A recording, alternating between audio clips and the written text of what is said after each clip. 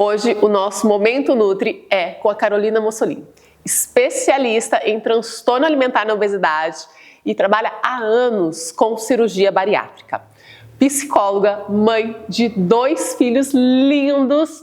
Carol, prazer te ter aqui nesse espaço tão importante, né, onde a gente compartilha informações para diversas mulheres, com diversos cenários diferentes. E esse assunto da obesidade é um assunto muito importante que a gente vê, né, muito, né, no nosso país, ali chegando próximo de 50% de sobrepeso ou obesidade. Então, é um assunto, sim, que precisa ser tratado com cuidado e com olhares diferentes, né, para esse tópico.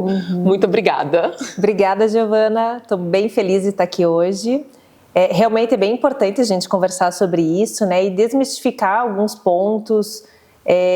A nossa sociedade tem muito preconceito com a obesidade, né, então a gente precisa falar mais sobre isso. Exatamente, né? Muitas vezes pensa que é desleixo, né? Mas a obesidade, como sabemos, ela é uma doença crônica, inflamatória, né? E quando chega nesse nível, nós temos aí toda uma alteração hormonal, né? Até mesmo uma diminuição do GLP-1, uma alteração de hormônios, outros hormônios relacionados à fome e saciedade, como a leptina, uma resistência à insulina, toda uma alteração metabólica que também não deixa esse metabolismo emagrecer.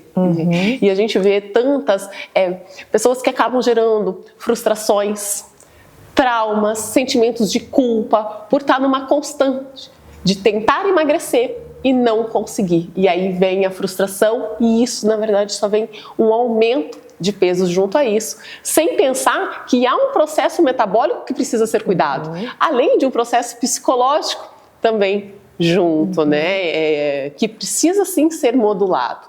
Então, diante de tudo isso, né, por onde começar com o seu olhar mais psicológico para quebrar esse ciclo, né, de tentativas de emagrecer e se frustrar? Bom, primeiro ponto, eu trabalho com obesidade. Então, as pessoas que chegam até mim, elas têm obesidade. E elas falam assim, eu acho que eu não me esforcei o suficiente, porque eu sou gordinha. Então, aí eu já começo fazendo uma psicoeducação de, não, você não é gordinha, você tem uma doença chamada obesidade. E essa doença é uma doença crônica. A partir do momento que você adquiriu, você vai tê-la para sempre, né? Então, você vai ter que tratar para sempre. E a cirurgia bariátrica, que é o que eu trabalho, não é um atalho, o caminho mais fácil, é um tratamento efetivo que vai te auxiliar nesse processo. Então, as pessoas têm que começar a entender o que é obesidade ou o que é sobrepeso, quais são os tratamentos, e que não é fácil esse caminho, né? É um caminho muito árduo e que sozinha ela não vai conseguir, ela precisa de um time, nutricionista, psicólogo, médicos, educador físico, enfim, todo um time ao mesmo tempo auxiliando. Porque o que as pessoas fazem? Decidi que quero emagrecer, então vou me matricular na academia. Aí vai alguns dias para academia, não vê resultado, desmotiva e abandona o tratamento. Não vai funcionar uma coisa só, tem que ser tudo ao mesmo tempo. E essa psicoeducação eu acho que ajuda muito para a pessoa diminuir o preconceito dela com a obesidade. Sim.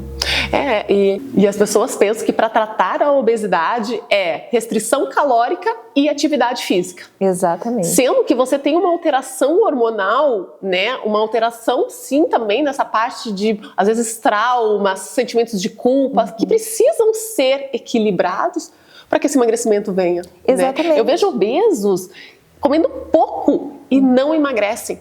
Porque tem que sim regular o metabolismo. Mas 90% dos meus pacientes têm o padrão que eu já brinco, é o padrão da obesidade. 90%, assim, a grande maioria, fazem 2 refeições ao dia.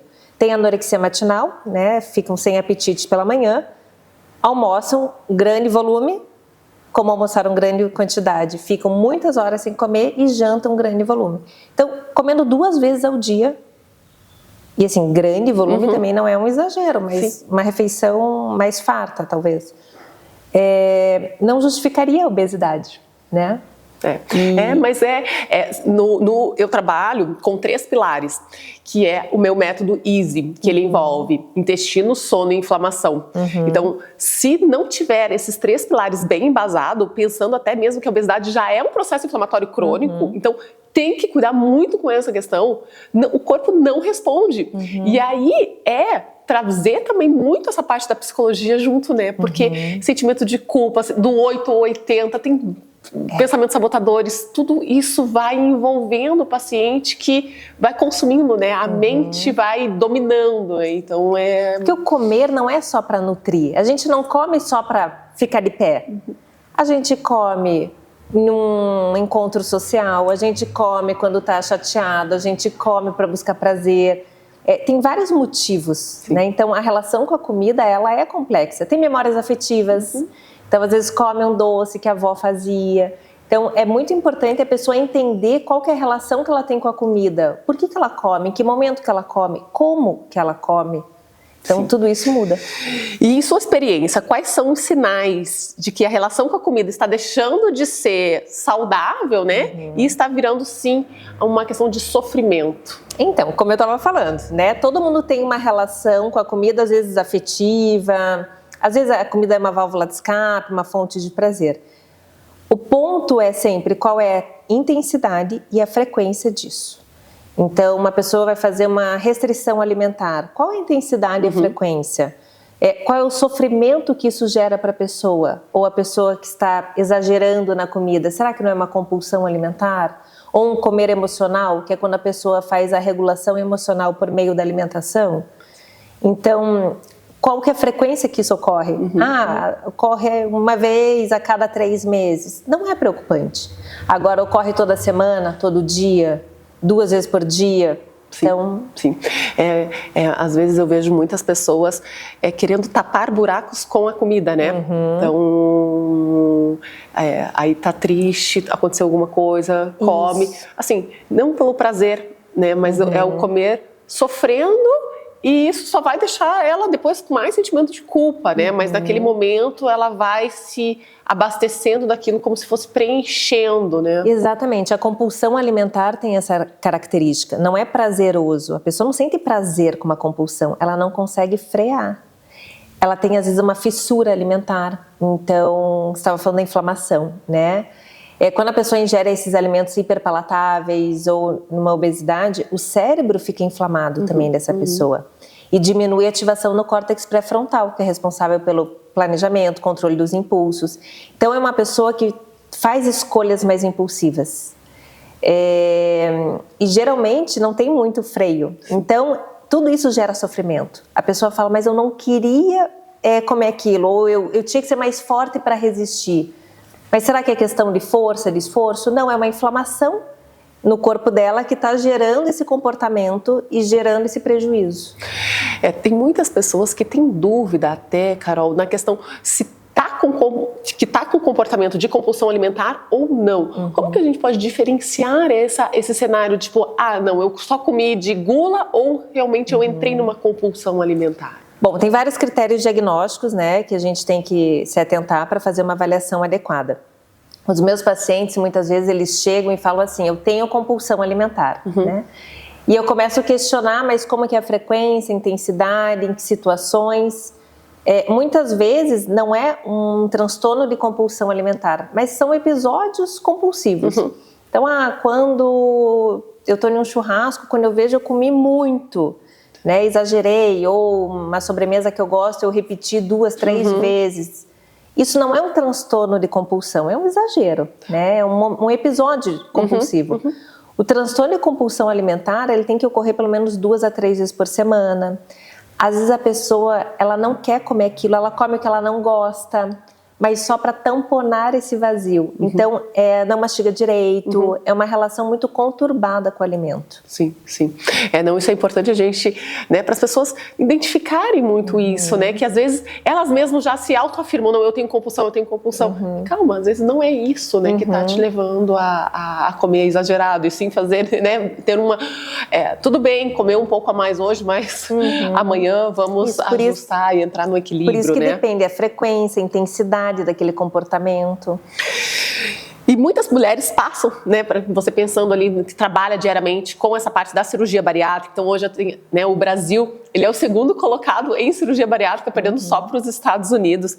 E dentre essas mulheres que você vê, que vão lá na clínica para entrar numa cirurgia bariátrica, como uma solução definitiva, né? Depois, acho que, depois de tentar tantos caminhos, acho que a cirurgia bariátrica, ela é meio que ali já o final da linha, né? Dessa busca aí de um emagrecimento, né? Até mesmo de um controle de doenças metabólicas.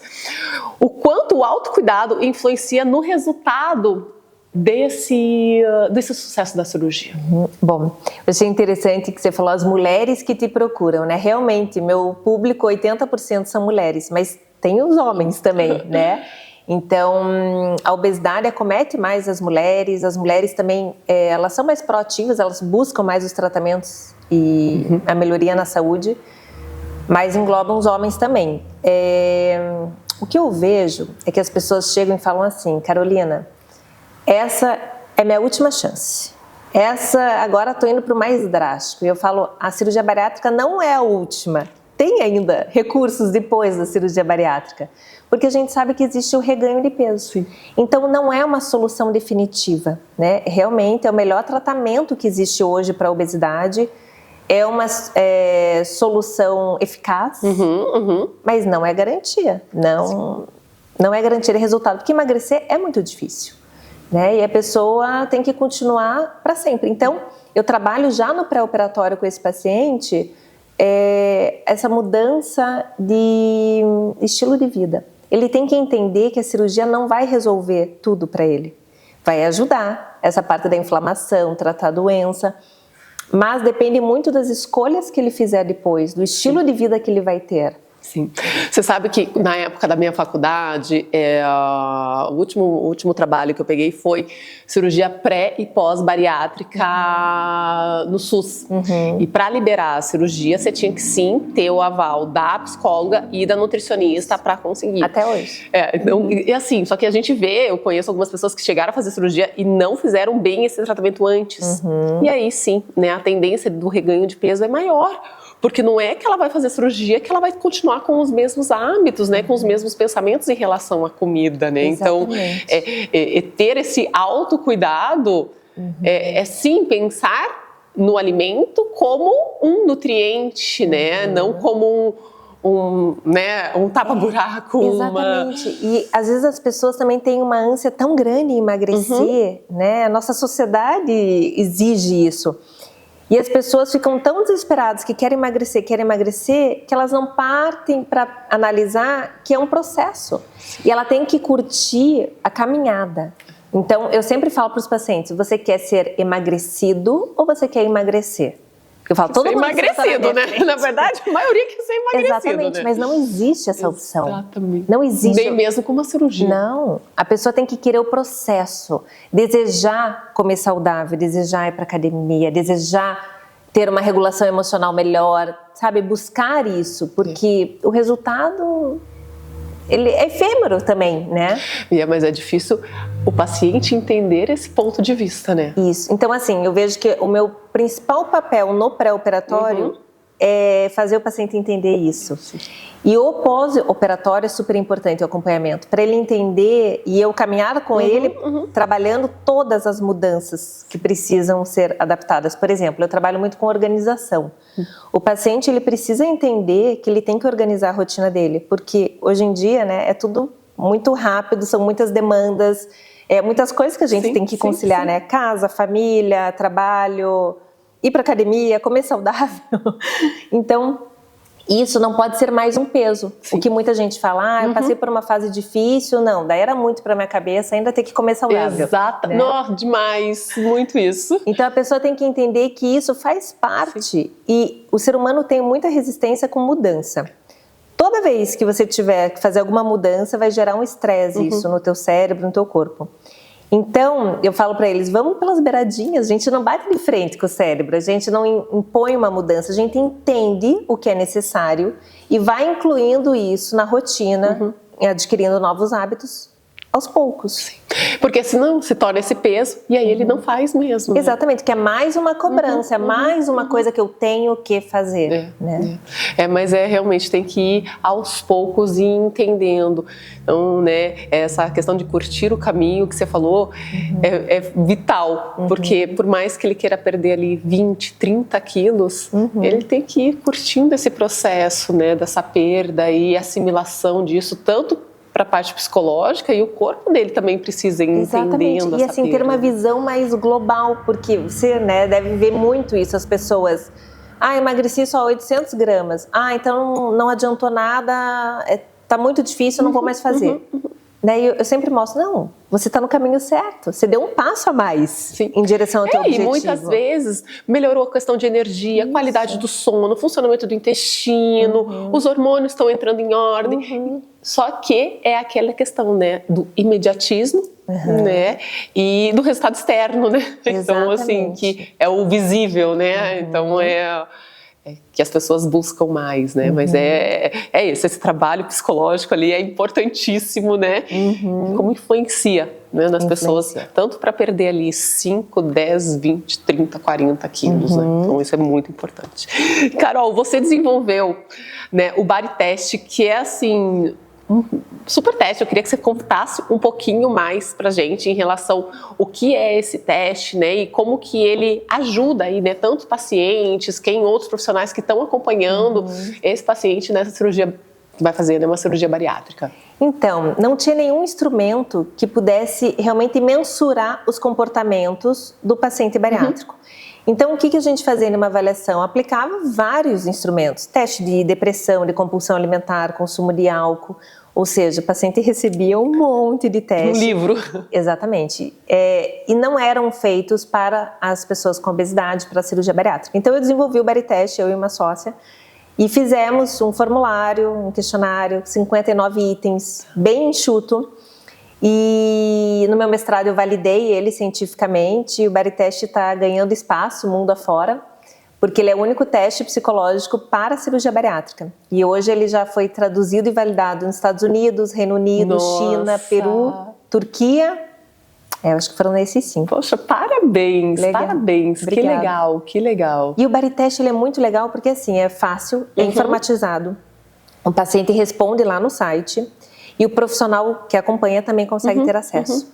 E uma vez ao ano, o paciente responde o mesmo teste. Então, qual que é o objetivo? Fazer um acompanhamento a longo prazo para que o paciente faça esse automonitoramento. Então, eu explico para eles assim, né? Hoje, teu score vai dar alto, né? Porque você é paciente com obesidade, pré-operatório, ok.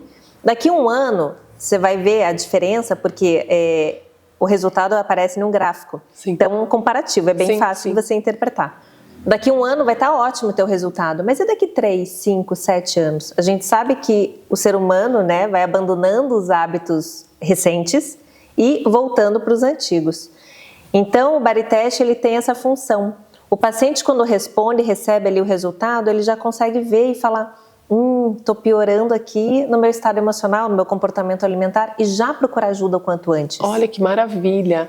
Porque a gente vê, né, até nessa época que eu trabalhei com essa cirurgia pré e pós-bariátrica, os pós, não sei quanto de porcento você vê lá na clínica hoje de reganho de peso, mas na época eu lembro que era alto. E é justamente isso, essa falta desse acompanhamento, até mesmo dessa percepção do paciente em relação à volta de hábitos, né, de comportamentos que tinham. Então, nossa, isso é maravilhoso. Isso que eu falo para eles, é uma doença crônica. Então, você vai ter que monitorar uma vez ao ano, você vai ter que fazer seus exames de sangue, ver como que estão as vitaminas, responder o Body Test, ver se você está indo ainda no caminho certo ou não.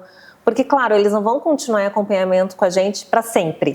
Mas eles têm que saber que eles podem voltar a qualquer momento. Em algum momento, eles precisam voltar, nem que seja assim, me ajuda, né?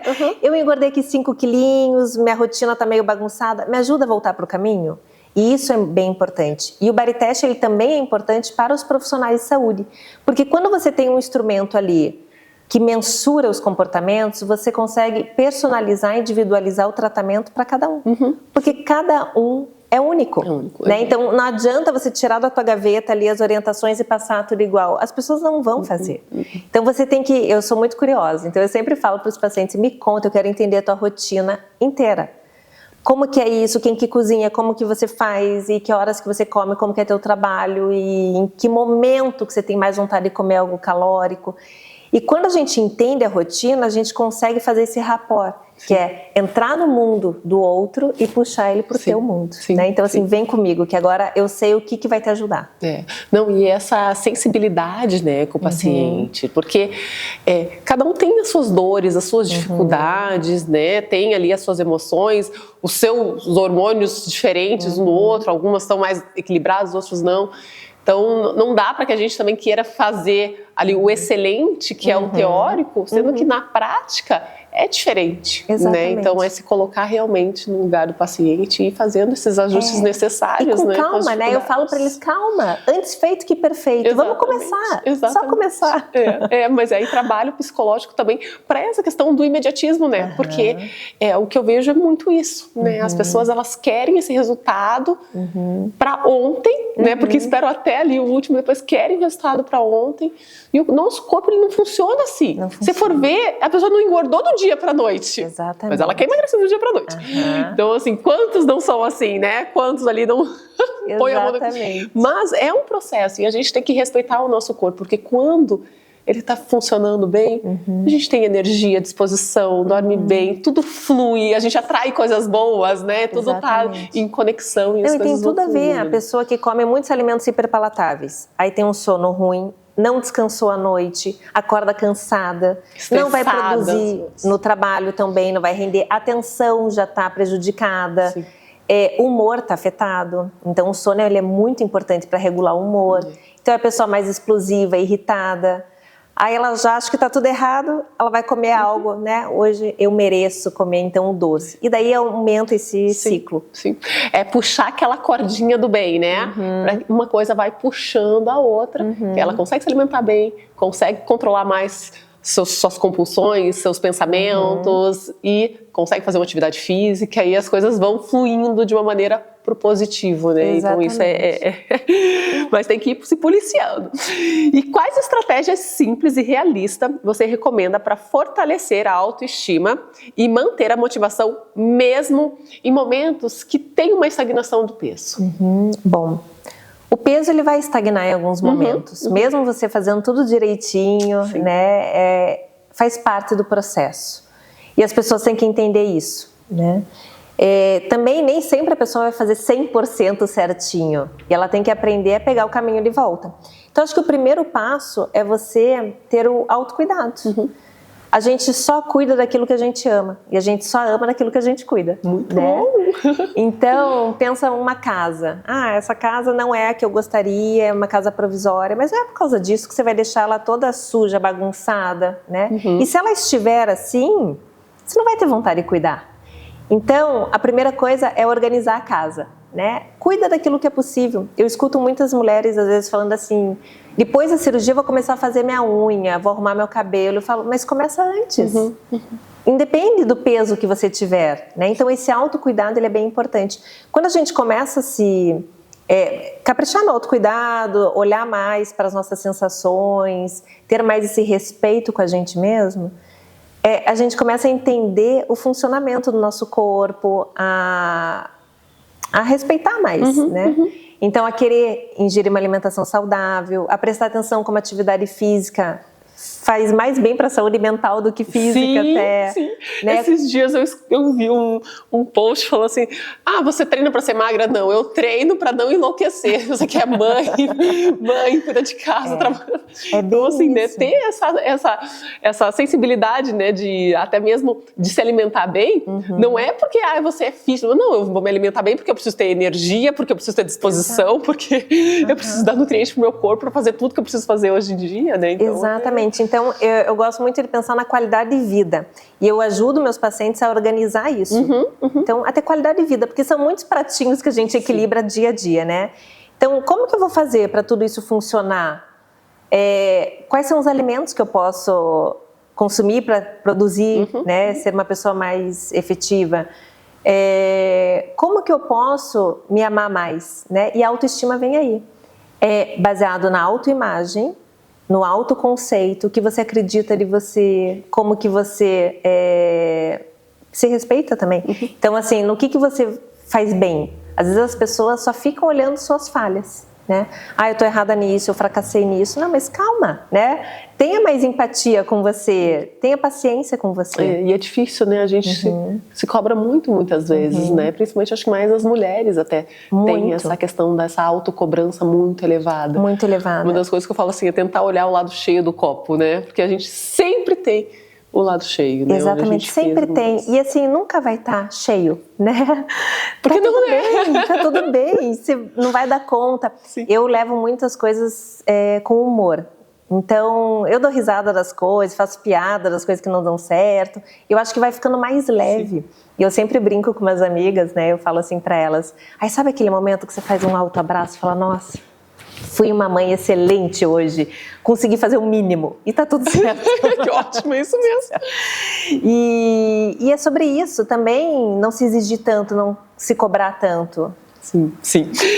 E você vê diferença hoje, né, em relação a essa parte da cirurgia bariátrica, dos pacientes que eram há 10 anos atrás, até relacionado as pessoas estão mudando, né? Até com rede social, informação e tudo mais, dos pacientes de hoje. Os pacientes de hoje são mais preparados.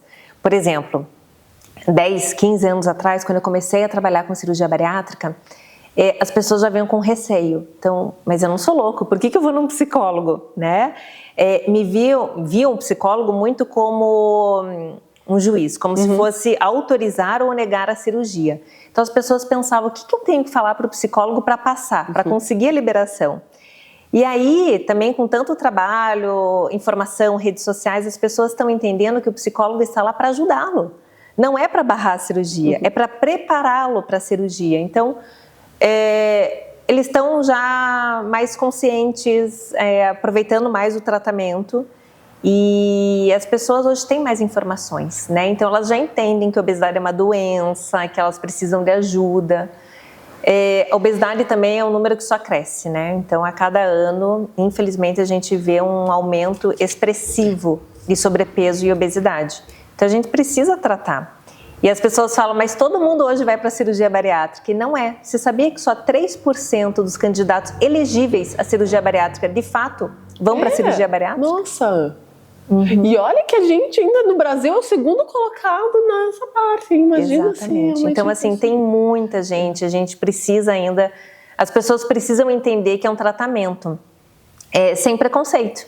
E Carol, hoje a gente vê, né, uma quantidade de pessoas usando os análogos de GLP-1, que é sim o hormônio que o nosso corpo produz para a questão da saciedade, e hoje a gente vê mais medicamentos chegando ainda, né, então com o GLP-1, com o glucagon, entre outros, que estão vindo para o mercado para levar essa questão da saciedade.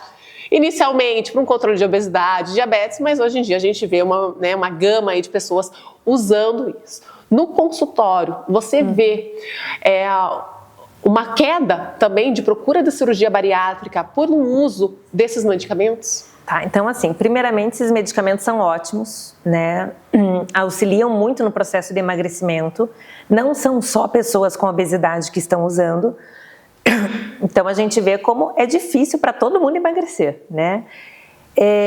As pessoas com obesidade muitas vezes usam esses medicamentos antes da cirurgia bariátrica, porque os super obesos, que é MC acima de 55, eles precisam emagrecer para ir para a cirurgia bariátrica. Então, são medicamentos excelentes. Eles não tiram o lugar da cirurgia bariátrica, tá? Até porque mês passado lançaram um estudo bem interessante comparando o efeito dessa medicação no corpo e o efeito da cirurgia bariátrica. E ainda o efeito da cirurgia bariátrica é melhor do que desses medicamentos. Então, a cirurgia bariátrica vai continuar existindo, né? E o que nós vimos também é que muitos pacientes que estão buscando hoje a cirurgia, eles já fizeram esses tratamentos. Então, eles emagreceram 20, 30 quilos, mas quando você para o tratamento, você volta a engordar. Então, realmente, a obesidade é uma doença, né? De dificílimo tratamento e controle, e o peso mantém-se mais estável com a cirurgia, após a cirurgia bariátrica, do que após o uso dessas medicações. Isso é um dado muito importante, né? Porque acaba que as pessoas veem sim uma saída, né, para esse controle de peso com o medicamento, né? E o que eu vejo até no consultório é pessoas que perdem o peso, mas também acabam ficando às vezes dependentes do medicamento por medo de voltar a engordar, né? Ou perdem o peso, mas ficando sem comer, sem fazer atividade física, entra numa desnutrição, entra numa desnutrição. E aí acaba que não... O básico ali que a gente estava falando, né? Desse controle psicológico, desse controle nutricional, porque assim como para ir para a cirurgia, você tem que trabalhar, né? O físico, o psicológico, o nutricional junto, no uso de um medicamento para emagrecer, também. Né? Para a gente ter o sucesso desse resultado. Não tem escapatória. Bom, Carol, então agora nós temos o nosso quiz com perguntas rápidas e respostas rápidas de uma palavra, ok? Ok. Autocuidado é? Amor. O maior mito sobre a obesidade? Que é falta de esforço. O primeiro passo para quem quer emagrecer? Buscar ajuda. Uma crença que atrapalha o processo de emagrecimento? Hoje eu mereço. Uma frase que você gostaria que toda mulher lembrasse sobre o corpo?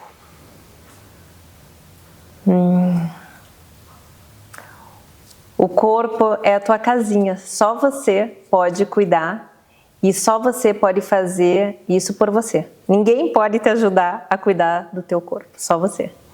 Carol, muitíssimo obrigada, né, por essa conversa tão gostosa e tão importante, né, que as pessoas precisam sim parar para escutar, para refletir em relação a isso, né, e você, como uma estudiosa no assunto, te agradeço profundamente por estar compartilhando aí esse momento. Eu que agradeço, adorei vir aqui.